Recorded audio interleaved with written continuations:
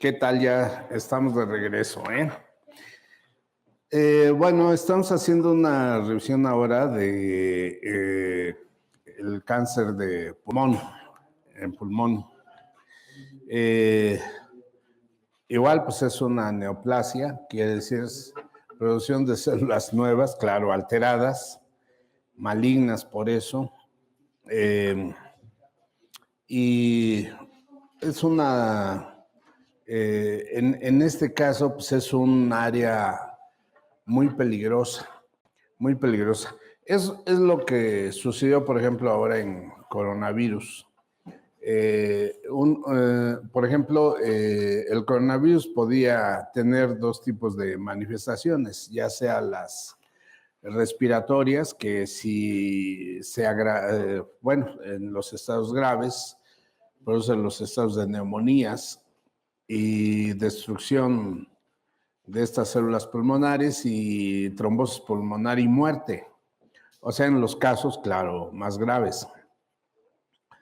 Y porque el pulmón es un órgano vital muy importante, diferente, por ejemplo, a el intestino grueso, porque miren, sí, por eso la relación intestino grueso y pulmón dentro del terreno de la medicina tradicional china, y que ahorita vamos a analizar que, por ejemplo, el pulmón nace del tubo digestivo, y entonces, por eso de ahí que las células que contiene el pulmón para la respiración, las contiene las células del intestino grueso, claro, con la otra función de absorción de líquidos para el intestino grueso. Pero también aquí podemos observar un dato muy importante, que los receptores ECA, que quiere decir enzima convertidora de angiotensina, tanto lo tienen las células alveolares tipo 2 del pulmón, como lo tienen las células intestinales, intestino grueso. Por eso la segunda manifestación del coronavirus eran diarreas, las diarreas. Ahora, generalmente el individuo con diarreas, pues se va sosteniendo, se va hidratando y es una víscera, entonces el individuo pues puede sobrevivir a estas diarreas simplemente manteniendo la hidratación. Pero el pulmón no, es más grave, ¿sí? Porque es un órgano en primer lugar y si no hay oxigenación, no se puede mover la sangre, ¿sí? Entonces, de ahí la peligrosidad, ¿sí? Por eso la diferencia, ¿sí? Y ahorita incluso vamos a analizar que las células pulmonares entonces provienen de las células intestinales y por lo tanto eh, se convierte en un órgano que de hecho peligroso porque si se empieza a lesionar, pues es más frecuente. Como lo menciona aquí, causas más frecuentes de muerte. Por ejemplo, puede surgir un tumor en algunas otras áreas y como hemos mencionado, si no hay un bloqueo de tubo digestivo, entonces el individuo puede seguir viviendo. Pero ya cuando cae en tubo digestivo, ya empezó el problema, ¿sí? Porque no puede comer, no puede alimentarse el individuo, pero también el pulmón es una fuente de energía y si se bloquea, pues entonces también el individuo está en un nivel muy peligroso, se detiene el pulmón, pues ya no hay oxigenación, ya no hay movimiento de la sangre. Por eso de ahí causa muy frecuente de muerte ya tener una lesión pulmonar. Así es de que aunque se puede detener, se puede regularizar, sí, sí, incluso, pero de todas formas estamos ante una situación que estamos mencionando de mayor peligro. Por eso. Eh, el tabaquismo, sí, es una de las alteraciones principales de este cáncer pulmonar. Incluso en fumadores que finalmente van dejando el material de este humo por el cigarro dentro del pulmón. Entonces, por eso. Ahora, también aquí hay que tomar en cuenta este dato que se menciona de mujeres, fíjense, una de cada 5 mujeres, y uno de cada 12 varones diagnosticados de cáncer, nunca fumaron, nunca fumaron. De hecho, existe el fumador pasivo, entonces también, pero aquí hay un dato importante, que las lesiones tumorales de intestino grueso generan, por ser el pulmón del origen intestinal, pues pueden generar entonces transmisión del tumor a pulmón. O sea, tumores de intestino grueso generan tumores en pulmón. Por eso, ya de entrada, para irnos dando cuenta, ¿sí? De la importancia que tiene que ver estas uniones, ¿sí? Y sobre todo en este caso la víscera, intestino grueso, relacionado con el órgano pulmón.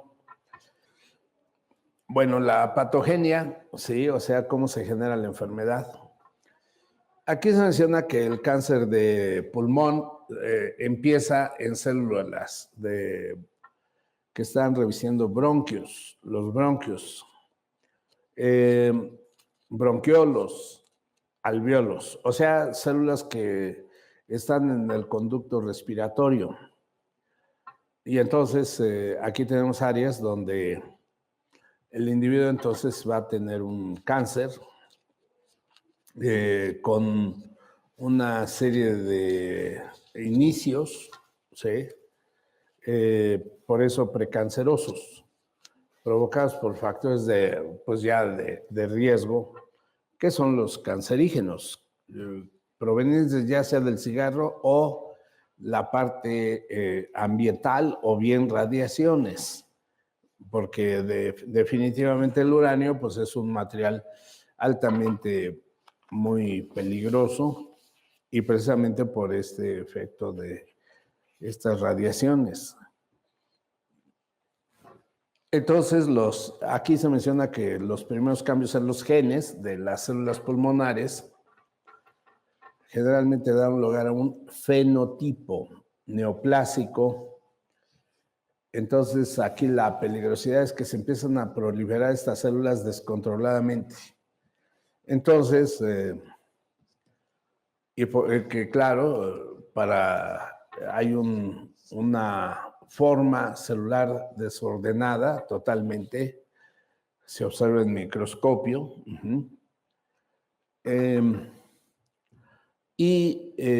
Puede ser que inicialmente aparezcan este tipo de células desordenadas, ¿sí? Inicialmente, no, aunque todavía no hay un tumor, ya después el tumor aparece posteriormente. Por eso de ahí que el individuo a lo mejor ya tiene células alteradas, pero todavía no manifiesta sintomatología. Pero va a llegar un momento en que finalmente ya son muchas células que se van alterando y finalmente empieza ya el crecimiento tumoral, ¿sí? Esto es crecimiento tumoral. Factores también angiogénicos, que quiere decir que se están produciendo vasos sanguíneos que alimentan estos tumores y entonces se van formando nuevas redes de estos vasos sanguíneos en la zona alterada. Y estos nuevos vasos sanguíneos entonces nutren, ¿sí?, estas células neoplásicas y van creciendo, van formando ya el tumor, que es cuando ya es visible, ahora sí. Así es de que, por eso se menciona que ya que se puede detectar, claro, el tumor a través de una radiografía, tomografía, etcétera, en general se considera que hay de 10 a 20 mutaciones genéticas. O sea, sí, o sea que en cáncer todo son alteraciones de los genes a nivel cromosómico que están proliferando, está generando esta proliferación celular desordenada.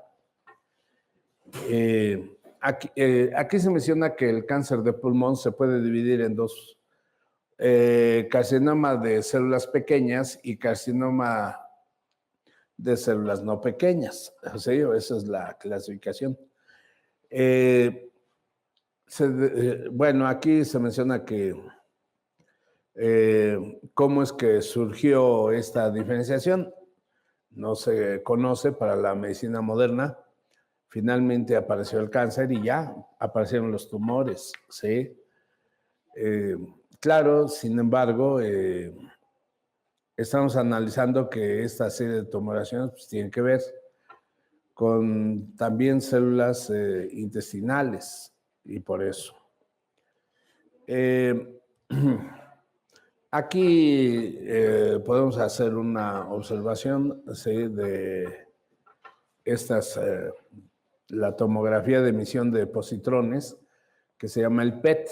El PET es un estudio recomendable para identificar si hay células activas tumorales. De hecho, este va a ser el estudio clave y por eso el material, ¿sí? Que es de positrones que se utiliza como medio de contraste, en donde se va a reflejar la concentración donde están las células activas. Aquí se menciona cómo se está comprimiendo el bronquio por este tumor en el lado del pulmón derecho. Bueno, aquí, en primer lugar, aquí tenemos, comenzando desde aquí arriba, aquí ya está señalado dónde está la zona tumoral. Generalmente en un PET se va a concentrar este material, un material oscuro, o bien luminoso de colores, que ahorita lo vamos a ver, ¿sí? Y que, que generalmente la vejiga va a concentrar ese material y sale por orina, por eso aquí se ve también muy negro. Y puede ir circulando a través de tubo digestivo, ¿sí? Y aquí, por eso el estómago, nuevamente, ¿sí? Entonces, por eso esta coloración negra, estómago, este es el hígado, los intestinos. Pero aquí sí ya tenemos parte de ese corazón y los pulmones. Y aquí podemos observar una alta concentración de este material. Por lo tanto, entonces ya se define como un tumor de pulmón derecho.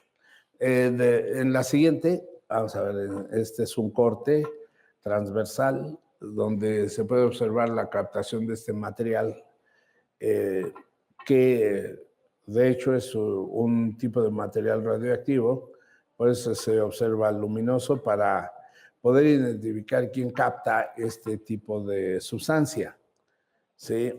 Y entonces quien lo capte, pues ahí están las células activas tumorales. Entonces, pulmón derecho. La siguiente, aquí abajito, ahí está otra vez, con un tinte rojizo, pues es la misma imagen, sí, en un corte transversal en esta área de tórax, representando todo esto negro, el aire pulmonar, y el área de captación, sí, la tenemos en esta área, sí, y estamos observando entonces algunas áreas del corazón, pero aquí sí se está teniendo todo este tinte. Bueno, continuamos. Todas las manifestaciones clínicas de cáncer de pulmón, pues generalmente hay tos, hay hemoptisis, que quiere decir tos con sangre, disnea, que es la falta de aire, dolor torácico, pérdida de peso y fatiga. En cáncer, de hecho, esta es una de las problemáticas, la pérdida de peso, y que finalmente el paciente no quiere comer porque le dan náuseas, vómitos, todos los alimentos, o aunque quisiera comer, no puede por estas náuseas, los vómitos. Y claro, también aquí aparece tos, ¿sí? Como representante también, pues claro, de síntomas de pulmón. Entonces, todos estos pacientes debe de tomárseles una radiografía a todo aquel paciente que esté tosiendo. Aquí se recomienda por más de 3 semanas, porque quiere decir que alguien, por ejemplo, se enferma de gripa, entonces le dura 3 días, lo más fuerte, lo más grave, ya después los demás días son de recuperación. Sí, pero aquel que no le baja este fluido nasalito, entonces ya requiere de una radiografía, para poder identificar si no hay alguna otra cosa más que esté lesionando al paciente. Luego, el paciente también con cáncer de pulmón puede presentar una situación de invasión ¿sí? Local o bien metastásica. Por ejemplo, si vemos la imagen, ¿sí? Inferior. De hecho, aquí está señalado este tumor. Bueno, vamos a aquí. Neoplasia maligna, cáncer, alojada en la porción media del pulmón izquierdo. Ahora estamos en el pulmón izquierdo, de hecho, otra vez regresamos a esta imagen. Y entonces ustedes pueden observar que el corazón se recarga y se va hacia la zona izquierda. El corazón, por arriba del corazón, pulmón, y ahí está toda esta imagen, ¿sí? Tumoral. Así es de que, bueno, vamos al siguiente. La mayoría, ¿sí? De signos y síntomas, ¿sí? De estos pacientes cancerosos van a tener una proliferación, un crecimiento, una invasión del tumor, ¿sí? Y se está generando un estado metastásico, ¿sí? Que claro, está abarcando, ¿sí? Lesiones donde se está, de acuerdo al lugar en donde se esté desarrollando estos tumores. Entonces, si está agarrando tuberías de la vía respiratoria importantes, pues entonces el individuo va a tener las disneas, falta de aire y además, claro, producción de flemas y tos. Incluso, por eso de ahí esta descripción de que hay que tomarse una radiografía. Y claro, desde la más simple para comenzar. Y después ya se tomarán radiografías más sofisticadas. De hecho, el PET no es en sí una radiografía, sino que es un rastreo de células activas tumorales, ¿sí? Es un rastreo. Claro que generalmente se comienza con lo más sencillo, lo más simple, pero después para identificar si estamos ante una situación cancerosa, sí es conveniente entonces después hacer el PET, que quiere decir que es este es un tipo de radiografía, sí, para detectar presencia de estos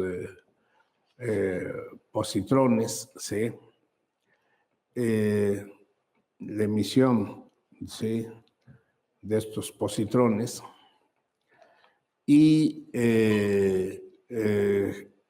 Pero claro, comenzamos con lo más sencillo porque una radiografía simple de tórax, muy barata a relación a un PET, que ya es carísimo.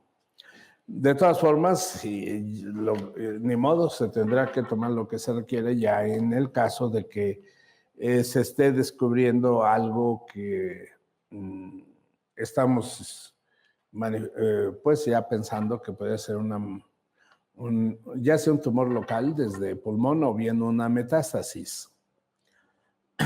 Y generalmente pues generalmente pues, los tumores locales más nobles, sí, que una metástasis, porque quiere decir que la metástasis ya es un tumor que viene de otros lugares, activados incluso, ya de una vez mencionarlo, por el hígado, y que este hígado junto con el canal de vesícula biliar van repartiendo estas células tumorales. Por eso. Entonces, también aquí se menciona que no debemos de olvidar que ya los pacientes que tienen un tumor llamado una neoplasia van a presentar síndromes paraneoplásicos como cuadro clínico inicial. Quiere decir que están manifestándose, por ejemplo, tos, con flemas y con sangre, y además dolor torácico. ¿Qué quiere decir? Y además ganglios axilares, principalmente grandes, inflamados, ya indicándonos que hay un área tumoral, ¿sí? Por eso. Entonces, los síndromes paraneoplásicos se manifiestan, de hecho, para que tomemos atención. Esto nos enseña de que el cuerpo, a través de la sintomatología, está hablándonos de que hay algo ahí en el pulmón. Por eso la sintomatología siempre es buena, porque nos está diciendo dónde está el problema y además si es de frío o de calor. Por eso. Claro que iba a ser de calor, pero de todos modos estamos hablando de forma general que la sintomatología nos está enseñando dónde está el problema y de qué tipo es ese problema. Incluso, sobre todo para las metástasis, imagínense las alteraciones neoplásicas neurológicas. Quiere decir que ya este tumor se fue al cerebro, o sea, como metástasis, así como también a cualquiera de las glándulas, por eso una manifestación endocrina quiere decir cualquiera de las glándulas de nuestro cuerpo. El cáncer de pulmón, entonces, tenemos una hiponatremia, ¿sí? Que quiere decir que sí, está baja de sodio, baja en sodio.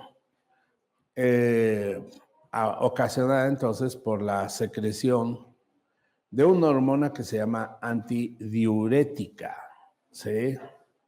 Entonces está aumentando esta secreción de esta hormona antidiurética. Sí, antidiurética quiere decir que no orine, que no orine. La persona que no orina es porque se está reteniendo el sodio en la sangre. Entonces, con razón, no puede orinar, se detiene el sodio.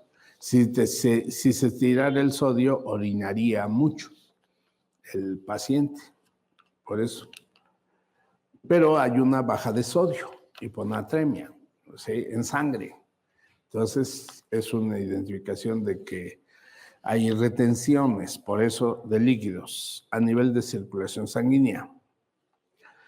Luego tenemos el síndrome de Cushing, recuerden ustedes que es una alteración por tomar cortisona medicamentosa. Entonces se va a producir este síndrome de Cushing. Este desarreglo generalmente es producido por la toma de cortisonas medicamentosas de forma prolongada. Entonces, ya el paciente que está tomando esta serie de medicamentos va a alterar a la suprarrenal. Y la suprarrenal ya no va a producir la cortisona con la cantidad que debe de ser. Y por eso el individuo además está teniendo toma de este medicamento, ¿sí? Las cortisonas, y esto provoca que también se vaya generando el síndrome de Cushing, que es una joroba. Como es un desarreglo de la suprarrenal, se genera en mujer hirsutismo, barba y bigote, ¿sí? Porque se están activando las hormonas andrógenas, o sea, hormonas del hombre en mujer. ¿Por qué? Pues por el desarreglo que se está provocando a nivel de suprarrenal. Luego también tenemos la hipercalcemia, quiere decir que hay mucho calcio en sangre, se eleva el calcio. Generalmente es una manifestación de cáncer de pulmón por la secreción de la hormona paratiroidea. Y hay un péptido relacionado con esta hormona de la paratiroides, ¿sí? Y también, claro, la producción de prostaglandina E y algunas citocinas.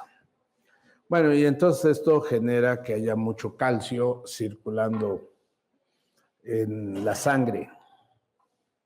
También hipocalcemia te puede ocurrir por falta de regulación de la calcitonina, que es la hormona regularizadora del calcio en los huesos. Pero está fallando esta calcitonina, entonces por eso también puede ocurrir una hipocalcemia, o sea, disminución del calcio. Y la ginecomastia por gonadotropinas, o sea que ginecomastia es crecimiento mamario, es el crecimiento mamario, imagínense, porque si se produce algún tipo de alteración en suprarrenal, entonces también se van a producir hormonas, ¿sí? Tanto así como ¿sí? En el hombre, imagínense, estrógenos, en la mujer testosterona, y por eso el desarreglo. Entonces, por eso. Entonces, quiere decir entonces que también, como ya dijimos, todos los hormonales producen, muy elevados, producen más fácilmente tumores. Y uno de ellos es las sustancias, ¿sí? Que generen gonadotropinas. Gónada es glándula sexual y tropina alimento, alimentos para la glándula sexual, por eso se llaman gonadotropinas. Y se elevan, y entonces imagínense la ginecomastia, sobre todo en hombre, porque en la mujer no hay problema, pues tiene que tener una mama grande, de buen volumen para la producción de leche. Pero en el hombre no puede, no sé. Quiere decir que en el hombre lo que se está generando es una alta concentración de grasa en mama, porque la mama es un alto porcentaje de grasa, la que la está formando y la que le está dando volumen. Y por eso de ahí que tiene que ver el hígado, porque el hígado es el regularizador de grasas. De hecho, el hígado es el que da el volumen a la mama, enviándole los elementos de grasa y los colesteroles adecuados, nuevos, nutritivos, correspondientes para el desarrollo de la glándula mamaria. Quiere decir entonces que igual, como vimos hace un momento, sí, hay trastornos de hígado y claro, de algunas otras áreas, sí, provocadas por incluso medicamentos, sustancias o bien alteraciones, como en este caso de suprarrenal. Así es de que. Entonces, quiere decir que cuando haya cáncer de pulmón debemos de tomar en cuenta todas estas cifras Aquí conviene mencionar entonces que, aunque nos toca ahorita ver otros tipos de cánceres que vamos a ver a continuación, pero la mayoría de estos cánceres requieren de la regularización de dos canales. Primero, el desalojo y la hiperactividad que tiene el hígado. Entonces hay que desalojar esa hiperactividad del hígado, en primer lugar. Y por eso la recomendación, sí, en todos los cánceres, vamos a repetir el punto número 3 y 2 de hígado. Para comenzar, 3 y 2 de hígado. Puedo generalmente regularizar al hígado porque ya en un cáncer quiere decir que está teniendo una problemática cada vez mayor el hígado, está inflamado, está dejando pasar cancerígenos, está generando una serie de irregularidades este hígado, y por eso se puede utilizar el 4 de hígado, que es un punto abuela. Aquí, por ejemplo, vamos a observar que el 2 de hígado es un punto hijo dispersante. El 3 de hígado se utiliza como punto yuan, regularizador de la función del hígado. Y el 4 de hígado es un punto abuela. Generalmente en casos graves siempre hay que detener a la abuela. Y luego viene la vesícula biliar, ¿sí? Que es el punto número 34 de vesícula biliar junto con el 38 de vesícula biliar, porque el 38 es el punto hijo. Entonces, para quitarle también su hiperactividad y su fuerza al vesícula biliar, porque la vesícula biliar va depositando los materiales cancerígenos en las diferentes partes del cuerpo. Pero también la vesícula biliar tiene que recoger esos materiales basura, sí, ya instalados. Entonces estos puntos nos dan esta facilidad de que ya la vesícula biliar actúe y recoja los materiales tumorales, ¿sí? Por eso se llaman los cancerígenos, sustancias tóxicas, las tiene que recoger la vesícula biliar, o sea, como canal vesícula biliar, para esta limpieza. Generalmente en el cáncer de pulmón, como es algo muy, muy grave, muy grave, se utiliza toda la serie de puntos. Recuerden ustedes que la utilización de los puntos de acupuntura son, sí, los más importantes para entrar al órgano son los 5 puntos, que se llaman también 5 puntos planetarios. Generalmente en una enfermedad en cualquiera, pero ahorita en pulmón, generalmente siempre comenzamos con el punto hijo porque puede quitar los excedentes, exceso de flemas, de tos, ¿sí? Entonces es un punto clave, ¿sí? El 5 de pulmón, punto hijo, 5 de pulmón. Para comenzar, ¿sí? Y la utilización del 10 de pulmón, porque quiere decir que se está agravando la situación, el 10 de pulmón.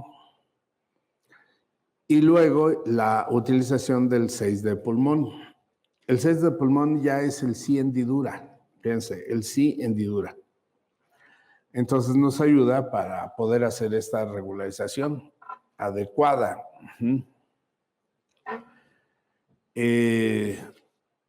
Aquí entra el sí hendidura de la vesícula biliar también, ¿sí? Que va a ser el punto número 36 de vesícula biliar. 36 de vesícula biliar. ¿Por qué sí hendidura? Entonces son corrector cromosómico, por eso. Generalmente, aquí vamos a utilizar también los puntos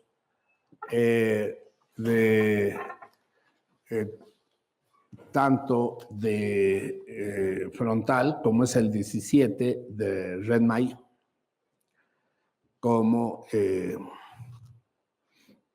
el punto de espalda 13 de vejiga. 13 de vejiga, porque representan al pulmón. Por ejemplo, el 17 de Redmay es un punto que está íntimamente integrado, el 17 de Redmay, con el pulmón a través del esternón. Y por eso se le llama el punto de reunión de la energía, al 17 de Redmay. 17 de Redmay es punto de reunión de la energía. Y el 13 de vejiga, pues es pulmón. Entonces se utilizan los dos para, claro, si el paciente está boca arriba, ya sé, entonces cuando se voltea boca abajo ya se colocan estos puntos. En general, por eso vamos a, si gusta podemos subir junto con el de vesícula biliar, al 36 de vesícula biliar, y ese lo subimos en este cuadro. Así es, eso, muy bien. Porque este es un grupo de puntos que podemos utilizar en todos los tumores, en todos los cánceres que estamos analizando. Bueno, con esto terminamos el día de hoy. Pues muy agradecido y muchas gracias a todos ustedes. Gracias.